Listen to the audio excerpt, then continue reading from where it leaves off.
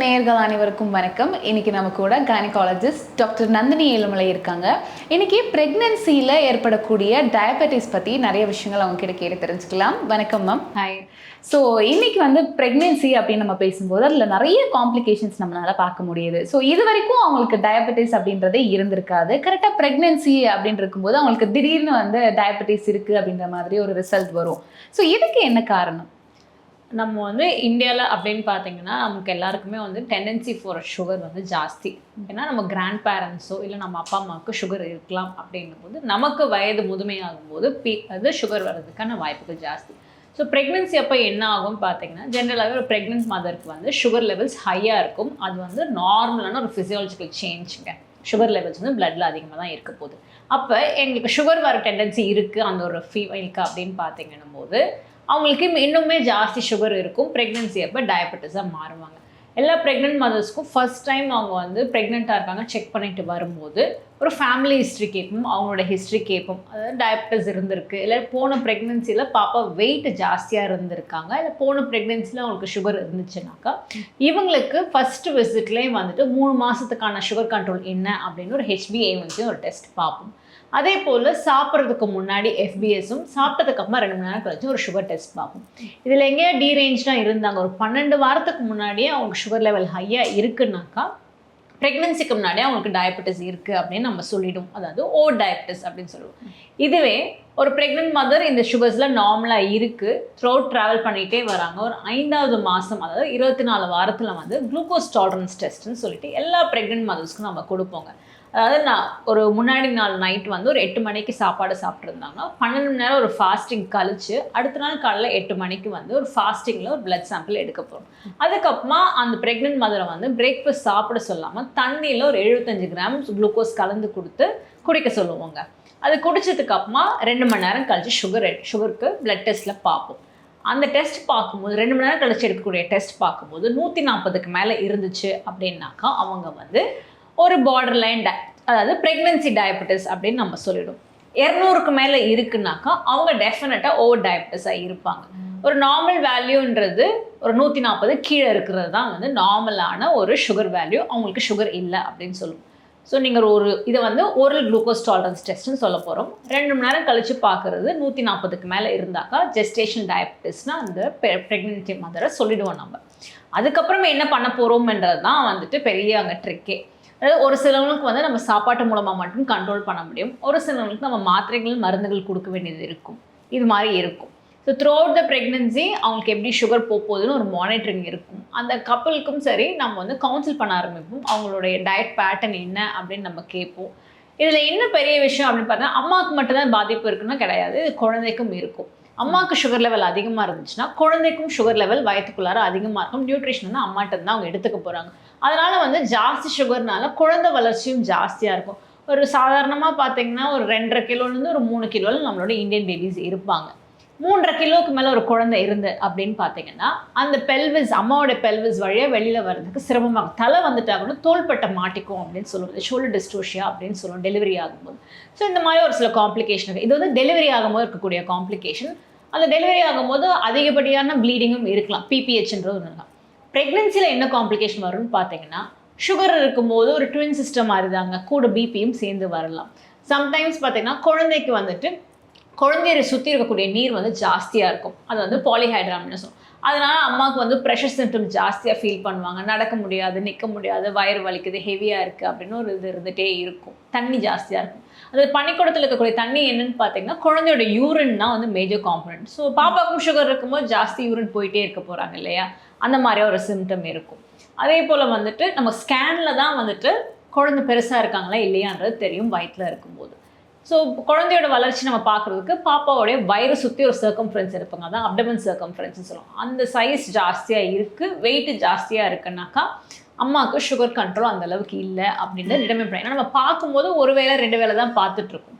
அந்த மாதிரி இருக்கவங்களுக்கு நம்ம ஒரு ஒரு 2 நாளைக்கு ஒரு வாட்டி 3 நாளைக்கு ஒரு வாட்டி சாப்பிட்றதுக்கு முன்னாடியும் சாப்பிட்டு 2 மணி நேரம் கழிச்சியும் நம்ம பண்ண சொல்லுவோம். ஃபஸ்ட்டு இனிஷியலாக அவங்களுக்கு என்ன ட்ரீட்மெண்ட் சொல்லுவோம் அப்படின்னு பார்த்தீங்கன்னா அவங்களோட எக்ஸசைஸ் அப்படின்போது ப்ரெக்னென்சியில் ஒரு சிம்பிளாக ஒரு வாக்கிங்ன்றது ஒரு 20 minutes எவ்ரிடே வந்து ரொம்ப நல்ல ஹெல்த்தியான விஷயம். அது கூட வந்து அவங்க சாப்பாடு ஒரு 3 வேளை தான் நம்ம எல்லாருமே சாப்பிடுவோம் இல்லைங்களா? காலையில் சாப்பிடுவோம், மதியம் சாப்பிடுவோம், இரவு சாப்பிடுவோம். இவங்களுக்கு வந்து ஸ்பெசிஃபிக்காக ஒரு டயபெட்டிக் சார்ட்னா 6 வேளையும் வந்து 3 வேளையை 6 வேளையை நம்ம பிரிச்சிடும். ஸ்மால் ஃப்ரீக்வெண்ட் மீல்ஸ்னு சொல்லிடும். இது அவங்க எடுத்துக்கூடிய ஃபுட்டு அவங்களுக்கு எவ்வளோ இன்டேக் தேவைப்படுது அப்படின்னு ஒரு டயட்டிஷியன் கால்குலேட் பண்ண போகிறாங்க. அவங்களுக்கு தேவையான கார்போஹைட்ரேட்டை வந்துட்டு அந்த போர்ஷனை கம்மி பண்ணணும். ஏன்னா கார்போஹைட்ரேட்லேருந்து அவங்களுக்கு சுகர் போய் ஜாஸ்தி சேரப்போகுது. ஒரு ப்ரோட்டீன் கண்டென்ட் நம்ம ஜாஸ்தி படுத்தும். அதை தவிர்த்து அவங்க அன்ஹெல்தியாக என்னென்ன விஷயங்கள் எடுத்துகிட்டு இருக்காங்க, அதாவது ஒரு பழம் வந்து ஜூஸாக குடிச்சிட்டு இருப்பாங்க, அந்த ஜூஸை கட் பண்ணுங்க அப்படின்னு சொல்லுவோம். பழம் தான் என்றைக்குமே உங்களுக்கு ஹெல்தியான விஷயம். அதே போல் வந்து ஜங்க் ஃபுட்ஸ் எதாவது எடுத்துகிட்டு இருக்காங்க, அதை அவாய்ட் பண்ணுங்கன்னு சொல்ல போகிறோம். அதுக்கப்புறமா வந்து பொரிச்ச பொருட்கள் எல்லாம் அவாய்ட் பண்ணுங்க அப்படின்னு ஒரு டயட்டை வந்து நம்ம ஸ்ட்ரிக்டாக ஒரு 2 வாரம் ஃபாலோ பண்ணும்போது வித் த வாக்கிங் பண்ணும்போதே மோஸ்ட் அவங்களுக்கு இந்த பார்டர்லைன் 140 to 200 சொன்னோம் இல்லையா, அவங்களுக்கு எல்லாம் வந்து கண்ட்ரோல் வர ஆரம்பிச்சிடும். த்ரூ அவுட் த ப்ரெக்னென்சி டயட்டில் நம்ம மெயின்டைன் பண்ணி கொண்டுட்டு போகலாம். இதுவே வந்துட்டு அவங்களுக்கு அந்த டயட்டில் கண்ட்ரோல் வரலை அப்படின்ற பட்சத்தில் நாங்கள் வந்து ஒரு இன்சுலினோ ஒரு மாத்திரையோ கொடுக்க ஆரம்பிப்போம்.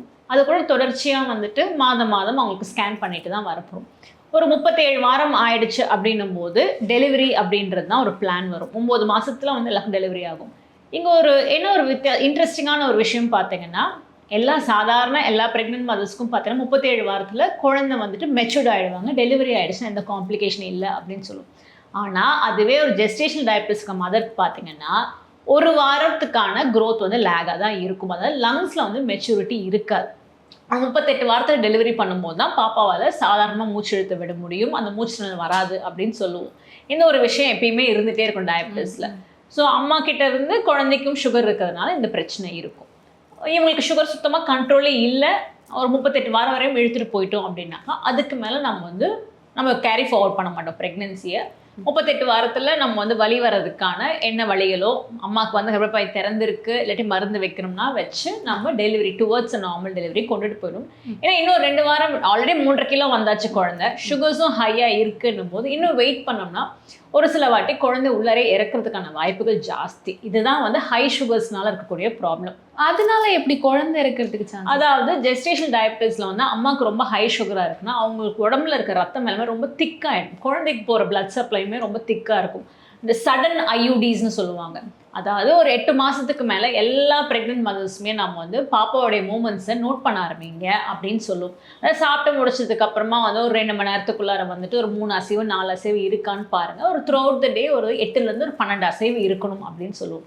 அது முக்கியமாக யார் பார்க்கணும்னா இந்த ஜெஸ்டேஷன் டயபெட்டிஸ் மதர்ஸ் என்றைக்குமே ப்ரெக்னென்சி அட்வான்ஸாக கொஞ்சம் ஃபோக்கஸ்டாக மூமெண்ட்ஸ் எப்படி இருக்குன்னு பார்க்கணும். ஏன்னா நிறைய பேர் வந்து வேலைக்கு போகிற இடத்துல அவங்களுடைய பணி சுமையில் வந்து அது பார்க்க மறந்துடுவாங்க. ஒரு 2 நாளைக்கு எனக்கு வந்து மூமெண்ட்டே தெரியல டாக்டர் திடீர்னு வருவாங்க. நம்ம ஸ்கேனில் பார்க்கும்போது பாப்பா இதய துடிப்பே இல்லாமல் இறந்துருப்பாங்க. இது மாதிரி நிறைய பேருக்கு நடந்திருக்கு. இதை எக்ஸ்போஸ் பண்ணோம் அப்படின்றது தான் இவ்வளோ விஷயங்கள் சொல்கிறது. இது ஒரு ஜெஸ்டேஷன் டயபெட்டிஸ் மதருக்கு ஒரு 9வது மாதத்தில் திடீர்னு குழந்தை அவங்க இறக்குறதுக்கான வாய்ப்புகள் ஜாஸ்தி. அப்படின்றதுனால தான் அவங்க வந்து ரொம்பவே ஸ்பெசிஃபிக்காக எஜுகேட் பண்ணி அனுப்புவோம். மூமெண்ட்ஸ் வந்து கேர்ஃபுல்லாக பார்த்துக்கோங்க. என்னதான் நாங்கள் ஸ்கேன் பார்த்து அதுக்கான என்எஸ்டின்னு ஒன்று போட்டு அமைச்சாலும் அம்மா தான் இதில் வந்து கீ ஃபேக்டரே. இங்கே பாப்பா ஹெல்த்தியாக இருக்காங்களா இல்லையான்னு தெரிஞ்சுக்கிறதுக்கு. ஓகே, ஸோ அந்த ப்ரெக்னென்சிக்கு முன்னாடி ரொம்ப கேர்ஃபுல்லாக இருக்கணும் இல்லையா, அந்த மூமெண்ட்ஸ் செக் பண்ணுறது. டூரிங் தி ப்ரெக்னென்சி பீரியட் ஒரு 8 மாதம் தாண்டிட்டாங்க அப்படின்னும் போது அம்மாவோட ரோல் ரொம்ப முக்கியம். எங்களோட ரோல் கூட அவங்களது. ஓகே, ஸோ இப்போது டியூரிங் ப்ரெக்னென்சி டயபெட்டிஸ் பேசின மாதிரி இந்த கை காலில் நீர் கோத்துக்கிறது அப்படின்றது ரொம்ப காமனான ஒரு ப்ராப்ளமாக ப்ரெக்னென்சியில் நம்ம பார்க்குறோம். ஸோ இதுக்கு ரீசன் என்ன டாக்டர்? ப்ரெக்னென்சியில் வந்து பார்த்திங்கன்னா வந்துட்டு கால் வந்து ரொம்ப நேரம் நின்றுட்டே இருந்தாங்கன்னா ப்ரெக்னெண்ட்டாக இருக்க யூட்ரஸ் வந்து நம்மளுடைய வந்து ஐவிசி அதாவது ரத்த நாடங்கள்லாம் அழுத்துறதுனால காலுக்கு போகக்கூடிய ரத்த ஓட்டம் அழுத்துறதுனால கால் வீக்கமாக இருக்குது. இந்த கால் வீக்கம்ன்றது நீங்கள் வந்து நைட்டு தூங்கி ஒரு எலிவேட் பண்ணி 2 தலகாணி வச்சு தூங்கி இருந்தீங்க அப்படின்னாக்கா இந்த வீக்கம் வற்றி போகணும். அப்பயும் வற்றி போகலை, வெயிட் வந்து ஜாஸ்தி கூட்டிகிட்டே இருக்குது அப்படின்னா அது ஒரு ரொம்ப சிக்னிஃபிகண்ட்டான ஒரு சைன். உங்களுக்கு பிபி எவ்வளோ இருக்குன்னு நம்ம பார்க்கணும். இது ப்ரெக்னென்சினால அவங்க வீங்கிட்டு இருக்காங்கன்னு நினைக்கவே கூடாது. ஒரு ப்ரெக்னெண்ட்டாக இருக்கும் போது திடீர்னு வெயிட் ஜாஸ்தி போயிட்டே இருக்குது. ஒரு வாரத்துக்கு ஒரு 1/2 கிலோ தான் ஒரு கெயின் பண்ணணும் ஒரு ப்ரெக்னென்ட் மதர். ஒரு மாதத்தில் 2 கிலோ அப்படின்ற ஒரு விஷயம் தான். அவங்க கண்ட்ரோலாக டயட் சாப்பிட்றாங்க, ஆனால் வெயிட் கூடிட்டே இருக்குது, உடம்பெல்லாம் வீங்கி போய் தான் இருக்குது அப்படின்னாக்கா பிபி எவ்வளோ இருக்குன்னு செக் பண்ணணும். ஹார்ட் ப்ராப்ளம் எதாவது இருக்கா அப்படின்றதையும் நம்ம பார்த்துக்கணும் அவசியம். ஓகே, ஸோ இந்த பாடி வெயிட்க்கும் ஹார்ட் ரிலேட்டடான ப்ராப்ளம் என்ன வரதுக்கு சான்ஸ் இருக்குது? யூஸ்வலாக வந்து ஹார்ட் ப்ராப்ளம்ன்றது என்னன்னா நிறைய பேர் வந்து அவங்களுக்கு வந்து இதயம்ன்றது ஸ்க்ரீன் பண்ணியிருக்க மாட்டாங்க. இப்போ நம்ம மேண்டேட்டரி நம்ம கவர்மெண்ட்டில் என்ன கொண்டு வந்தாச்சுனாக்கா, ஒரு 3வது மாதம் 5வது மாதத்தில் வந்து எல்லா ப்ரெக்னென்ட் மதர்ஸ்க்கும் டெஃபினட்டாக ஒரு ஹார்ட் வந்து எக்கோ வச்சு இசிஜி வச்சு ஸ்க்ரீன் பண்ண தான் செய்கிறோம். ஏன்னா ப்ரெக்னென்சி சமயத்தில் டெலிவரிக்கு அப்புறமா வந்து மயோகார்டியோபத்தின்னு ஒரு விஷயம் இருக்குது, பெரிபார்ட்டம் மயோகார்டியோபத்தின்னு. அதில் திடீர்னு இறக்கக்கூடிய வாய்ப்புகள் இருக்குது. அதே போல் ப்ரெக்னென்சி டைமில் தான் வந்து இந்த வேல்வ் பிரச்சனை நிறைய நம்ம கண்டுபிடிச்சிருக்கோம், மைட்ரல் ஸ்டெனோசிஸ்ன்ற விஷயங்கள். ஸோ நிறைய விஷயங்கள் பிரெஸ்ட் கேன்சர் ஆகட்டும், இந்த ஹார்ட் பிரச்சனை ஆகட்டும், சுகர் ஆகட்டும் வந்து நம்ம ப்ரெக்னென்சியில் தான் நிறைய பிக்கப் பண்ணவே செய்யும். ஏன்னா அதுக்கு முன்னாடியே நம்ம ஹாஸ்பிட்டலே போயிருக்க மாட்டாங்க. அனிமியா அதை விட ரொம்ப காமனான ஒரு விஷயம். அவங்க ப்ரெக்னென்சிக்கு முன்னாடி ரொம்ப ஹெவியாக ஃப்ளோ ஆகிட்டே இருக்கும். ப்ரெக்னெண்ட்டாக வந்து வரும்போது நம்ம வந்து ரத்த சோகை இருக்குது அப்படின்னு சொல்லுவோம். அதனால தான் இப்போ நம்ம கவர்மெண்ட்டில் வந்து அயன் வந்து ப்ரெக்னெண்ட்டாக இருக்காங்கன்னா வந்து இத்தனை நாள் 3 மாதம் எடுத்துக்கணும், டெலிவரிக்கு அப்புறமா 3 மாதம் அயன் எடுக்கணும் அப்படின்னு கம்பல்சரி சொல்கிறதுக்கான விஷயம் இதுதான். ஏன்னா கரெக்டாக அதை கரெக்ட் பண்ணோம்னா பாப்பாவுடைய வெயிட் ஐடியலாக வச்சுக்க முடியும். அதாவது குறைவான எடை உள்ள குழந்தைகள் பிறக்கிறதுக்கு வாய்ப்புகள் கம்மி அப்படின்றது தான் அதுக்காக சொல்கிறது. ஓகே, ஸோ ப்ரெக்னென்சி வந்து ஒரு சேஃபாக முடிச்சுட்டாங்க அப்படிங்கும்போது இன்னொன்று ரொம்ப காமனாக நம்ம பார்க்குறது என்ன அப்படின்னா, பிறந்த குழந்தைக்கு உடனே ஜாண்டிஸ் வர்றது. ஸோ அது வரைக்கும் நல்லா தான் கேர் பண்ணியிருப்பாங்க, பேபியும் ஹெல்த்தியாக தான் இருந்திருக்கும். இந்த ஜாண்டிஸ் அப்படிங்கிறது இந்த பிறந்த குழந்தைக்கு வர்றதுக்கான காரணம் என்ன டாக்டர்? இது குழந்தைக்கு ஜாண்டிஸ் வருதுன்றது வந்து ரொம்ப காமனான ஒரு விஷயம். முதல்ல என்னன்னாக்கா, குழந்தை பிறந்த உடனே எல்லா ஆர்கனும் மெச்சூர்டாக இருக்க போகிறதில்ல. லிவர் அவங்களுக்கு மெச்சூர்ட் ஆகி வர்றதுக்கு ஒரு டைம் பீரியட் ஆகும். லிவர்லேருந்து அந்த செல்ஸ் நம்ம ஹீமோகுளோபின் பிரேக் ஆகும்போது வரக்கூடியதான் இந்த பிலிருபின். அதனால தான் ஜாண்டிஸ் வருது அப்படின்னு சொல்ல போகிறோம். இதில் முக்கியமான பங்கு என்னென்னா, அம்மாவோட பிளட் குரூப் என்ன, குழந்தையோட பிளட் குரூப் என்னன்னு இருக்குது. இப்போ வந்து அம்மாவுக்கு ஒரு A பாசிட்டிவ் இருக்குது, குழந்தைக்கு ஒரு B பாசிட்டிவ் இருக்குன்னா AB பிளட் குரூப். ஸோ டெஃபினட்டாக 2 பிளட்டும் வந்து கம்பேட்டபிலிட்டி கம்மியாக இருக்கும் போது அவங்களுக்கு ஒரு ஜாண்டிஸ் வர வாய்ப்புகள் இருக்குது. ஸோ ABO இன்கம்பேட்டபிலிட்டின்னு சொல்லுவோம். ஸோ பிளட் குரூப், அம்மாவோடைய blood group place a very important. இப்போ O பிளட் குரூப் இருக்குது அப்படின்னும் போது நம்ம சொல்லுவோம் குழந்தைக்கு வரதுக்கு பாசிபிலிட்டி ஜாஸ்தியாக இருக்கும் ஜாண்டிஸ் அப்படின்னு நம்ம சொல்லுவோம். ஸோ இதுதான் வந்து பிறந்த உடனே வந்துட்டு ஒரு 24 ஹவர்ஸில் குழந்தையோட பிளட் குரூப்னு நம்ம பார்ப்போம். குழந்தைக்கு ஜாண்டிஸ் வந்து காமனாக வரும். பிறந்த ஒரு 48 மணி நேரம் கழிச்சு ஒரு ஜாண்டிஸ் வந்துச்சுன்னா அது வந்து ஒரு ஃபிசியாலஜிக்கல் ஜாண்டிஸ். அது எந்த பேரண்ட்டும் பயப்பட தேவையில்லை. லிவர் வந்து இன்னும் மெச்சூர்ட் ஆகாமல் இருக்கிறதுனால வரக்கூடிய ஜாண்டிஸ். அந்த லெவல்ஸ் பார்ப்பாங்க குழந்தை டாக்டர். தேவைப்பட்டாக்க லைட் கீழே வைப்பாங்க, ஒரு ப்ளூ லைட் கீழே வைப்பாங்க. இப்போ ஒரு over the period of time settle ஆகிடும். தாய்ப்பால் கொடுக்க ஹைட்ரேட் பண்ணும்போது சரியாயிடுவாங்க. இப்போ இந்த சுகர் பற்றி சொன்னோம் இல்லைங்களா, ப்ரெக்னென்சியில் மட்டும்தான் அந்த சுகர் இருக்குமா அப்படின்னு கேட்டிங்கன்னா, அந்த சுகர் கொடுக்கக்கூடிய டேப்லெட்ஸ் எடுத்துக்க போகிறோம். டெலிவரி ஆகிருக்க போது டெலிவரிக்கு அப்புறமா ஒரு 48 ஹவர்ஸ் கழிச்சு திருப்பியும் சுகர் செக் பண்ணி பார்ப்போம். அப்போ எவ்வளோ கண்ட்ரோல் இருக்குன்றதை பார்க்கணும். ஏன்னா அப்போ சுகர் கண்ட்ரோல் இல்லை அப்படின்னாக்கா திருப்பியும் அவங்களுக்கு வந்து நார்மல் டெலிவரி ஆயிருந்தாலும் சரி, சிசேரியன் ஆயிருந்தாலும் சரி, அவங்களுக்கு வந்து அந்த இடத்துல இன்ஃபெக்ஷன் ஆக வாய்ப்புகள் ஜாஸ்தி. அதில் இன்னொரு முக்கியமான விஷயம்னா, ஒரு GDM மதருக்கு குழந்தை பிறந்தாங்கன்னா அந்த குழந்தை வந்து இன்ஃபென்ட் ஆஃப் டயபெட்டிக் மதர் அப்படின்னு சொல்லுவோம். அந்த குழந்தைக்கு நம்ம பிறந்ததுக்கு அப்புறமா இவ்வளோ நாள் வரையும் அம்மா கிட்ட இருந்து சுகர் கிடைச்சிட்டு இருந்துச்சு. வெளியில் வந்ததுக்கப்புறம் தானாக வந்துட்டு அங்கே சர்வை பண்ணணும் இல்லையா, அவங்களுக்கு சுகர் ரொம்ப ட்ராப் ஆகிடும். ஹைப்போகிளைசிமியா போகிறதுக்கான வாய்ப்புகள் ஜாஸ்தி. அதான் சுகர் இருக்க அம்மாவுக்கு குழந்தை பிறந்துச்சுன்னா உடனே கொண்டு போய் ஒரு 2 மணி நேரத்துக்கு ஒரு 4 மணி நேரத்துக்கு குத்தி ரத்தம் எடுத்து பார்ப்பாங்க சுகர்ஸ் எவ்வளோ இருக்குதுன்னு சொல்லிட்டு. அது ஓரளவுக்கு ஸ்டெபிளைஸ் ஆகுது. ஃப்ரீக்வெண்ட்டாக ஃபீடிங் கொடுக்க சொல்லுவாங்க. ஸ்டெபிளைஸ் ஆக வரும், அதுக்கு மானிட்டரிங் தேவைப்படும். இன்னொரு விஷயம், எனக்கு ப்ரெக்னென்சியோட முடிஞ்சிச்சு அப்படின்னு சொல்லிட்டு இந்த டாக்டர் போய் பார்க்காம அந்த மதர் விட்டுறக்கூடாது.